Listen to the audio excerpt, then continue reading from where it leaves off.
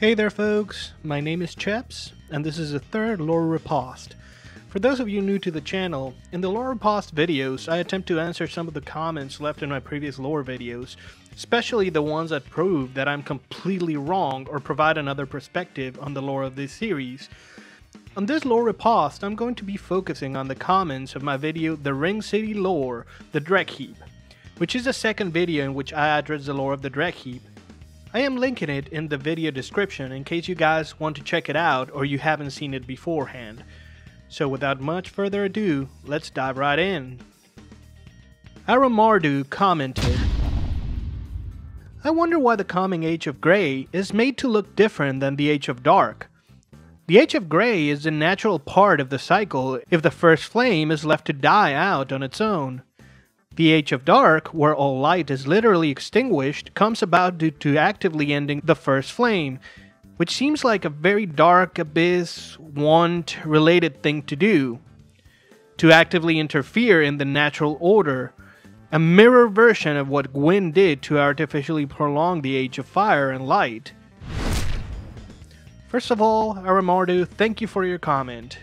Now, as I commented in the comment section of that particular video, I think that all of this is linked to Gwyn's first sin of linking the fire. Now, had he not linked the fire, the ages would have naturally progressed from the Age of Fire to the Age of the Dark, and maybe later to the Age of Grey. But by artificially linking the flame, Gwyn stuck the cycles in an off-ramp, so to speak, and the Age of Fire was forced to endure. Just think of it like a skip-in record. Sometimes to get the song out of that loop, you have to skip a good chunk of the song. I think the Age of the Dark was cheated out of its glory by Gwyn's actions, and in the end, the bigger cycle is going to continue where it naturally would. Now, regarding the Dark Abyss 1 related thing to do, I agree that might be the reason why the Age of the Dark is completely different to if you just let the world take its natural cycle. But to be honest, there's nothing to prove us right on that one. Daniel Anthony commented, why did you not touch the ruins of Earthen Peak? That's also the part of the Drek Heap. Now I'm going to respond to this one together with another comment that talks about this. A Root commented, I think that the Drek Heap is just a continuation of the Kiln of the First Flame, as the lands are converging. There are the parts of Lothric Castle, but also the ruins of Harvest Valley that was in Drang Lake. Also, the Harald Knights, and especially the Ruin Knights, seems like they hail from Drang Lake, as King Vendrick and his brother Aldia both were obsessed with finding a cure for the curse and learning about the dark soul of man. Anyways, great video, man. First of all, Harud, thank you so very much for your comment. Now, in regards to why I don't move on to the ruins of Earthen Peak, it is because I had planned to do a lore through of the entire Ring City, with the areas explored one at a time. Now I'm still planning to do more lore videos on the Ring City, and I think that tackling the ruins of Earthen Peak at the end of the Drek Heap would just have done its importance a very big disservice. So, short answer, I will probably tackle it in a future video. Now regarding the time period of the Drek Heap, time-wise, I agree with you that the Kiln of the First Flame exists in the same temporal area as the Drek Heap. We actually get a glimpse of this area at the beginning of the introduction cinematic of Dark Souls 3, and we also get an explanation of this place. It is called Lothric, where the transitory lands of the Lords of Cinder converge.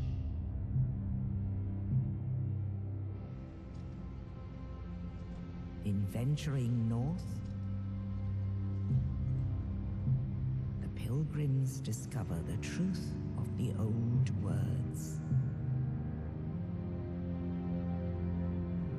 The fire fades. I think that in the end, all of the lands of the world are converging upon themselves and grounding themselves to ash. And the Kiln of the First Flame and the Drek Heap is just a period of time where this process is quite advanced. Now, regarding, again, Drang Lake, I'm going to mention it in a different video. I actually have a video prepared in the future which deals with the exact things that you mentioned, the Herald Legion and the Ruined Sentinels, so keep an eye out for that one in the future. Austin Real commented, "Perhaps a pus of man is an attempt to become Primordial Serpent. The dead serpents in the courtyards do seem very similar to the Primordial Serpents we see in Dark Souls 1, however not quite the same." I responded to this in that same comment section. I concede that this is another possibility. However, if you look at the small quills on top of the pus of man, you can see that they are very similar to the ones that the wyverns have. Another possibility is that the wyverns that we see in Lothric Castle were once infected humans.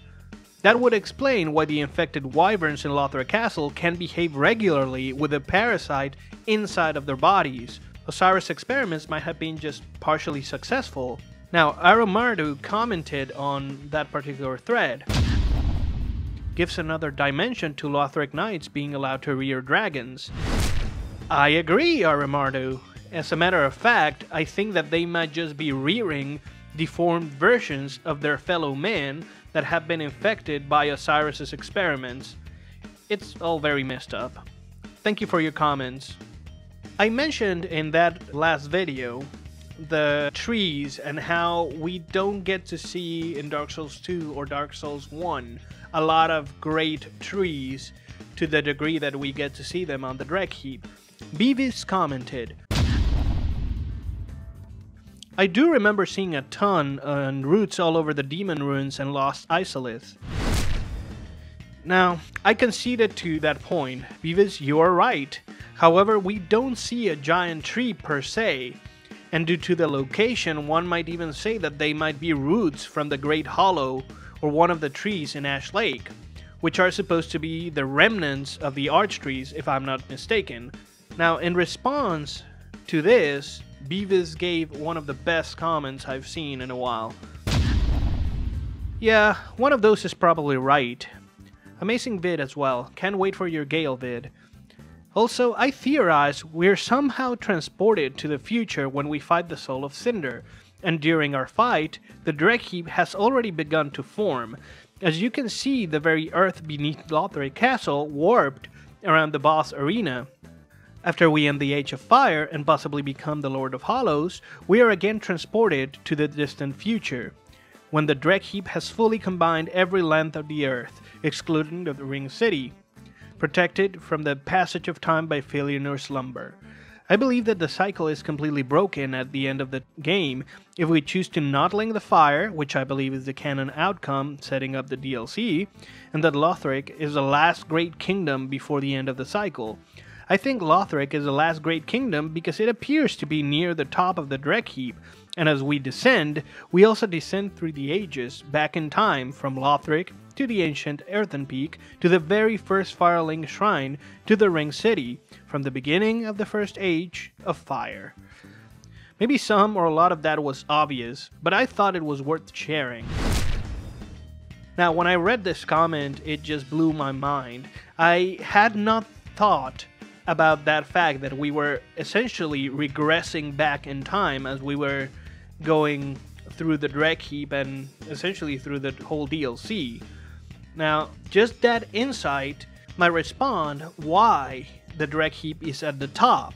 Now, regarding the timeline, that's a little bit more wonky, it's a little bit more difficult to answer, and so I will not touch it. I still want to make a video in which I talk about all the time skips and the jumps, and essentially the timeline of Dark Souls 3 specifically. But that's for the future. Or is it the past? Now, he adds one more comment to this.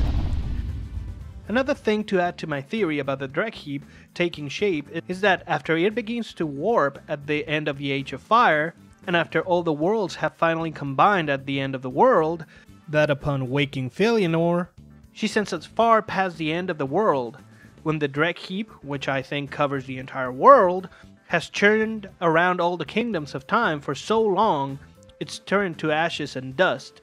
This includes the Ring City now, susceptible to the disease of time after bringing the Egg of Filianor. I'm not even gonna comment on this, it's awesome insight, and just gonna let it stand. Now, during that particular video, I talked about how the Pilgrim butterflies and the Pilgrim angels might be just different stages of evolution of the same beings. Regarding this point, I got a couple of comments. Yundex Game Dyer commented, I think the dead pilgrim become an orphan larva who summon the angel and become the butterfly separately from the angel. And maybe the cocoon of the stone-hummed hag has yet to grow. This is regarding the fact that the stone-hummed hag does not have a cocoon and she does have an angel. Manuel Cubilete commented, I think you're somewhat right about the pilgrim evolution theory, but the pilgrim is Charizard, the butterfly is Charizard Y, and the pupae is Charizard X. Get it? In my opinion, they are both second stages of the pilgrims, but something triggers the divergence. Now, for all of you guys that don't play Pokemon, what he's talking about is there's a way of making Charizard, a Pokemon, evolve either in Charizard X or Charizard Y, and they're different evolutions, or Mega Evolutions. I think that what Manuel says is very valid. I think that the two different stages, the butterfly and the angel, might just be at the same level, but they're just reached that stage in a different manner. In the end, I'm gonna let the comment by Sargeras Terrifier pretty much stand as the last point on this topic, as it was pretty awesome. Sargeras Terrifier commented, I believe the pilgrim butterflies are more abyss-like, assuming the pilgrims still follow dark magics of the abyss or the deep. Those who believe in the angelic faith spawn into the angel form after death. The butterflies are shaped like bent backwards version of pilgrims, as a shell they hold on to their back is to prevent the spread of the pus of man that erupts from the back. Perhaps those who lose their shells and succumb to the pus become butterflies instead of angels, and as all the pilgrims we see permanently dead and not butterflies, lay down forwards rather than on their backs. When the angel pupae is born, it forms from under the shell, but leaves the original body. The angels appear to be summoned as well, which adds more variables to a complex explanation. That's wonderful insight. I think that you might be right. I think that essentially the pilgrim butterflies are a little bit more dark in nature. Even their attacks seem to be more tainted by dark. And it's just pilgrims that didn't get to that last stage. And if they manage to keep the dark contained, or the pus contained, I don't know which, then they get to become this wonderful being, the pupae, that gets to summon the angel. That's it for today, folks. Those were the comments in that particular video.